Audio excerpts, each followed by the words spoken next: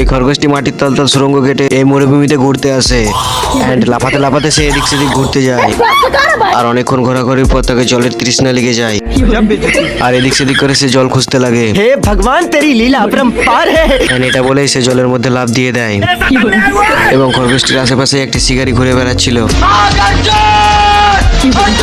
And খরগোশটি এখানে খুব মজা করে স্নান করছিল and হঠাৎই তার মনে পড়লো সে টাওয়াল আনতে ভুলে গেছে कौन है बे?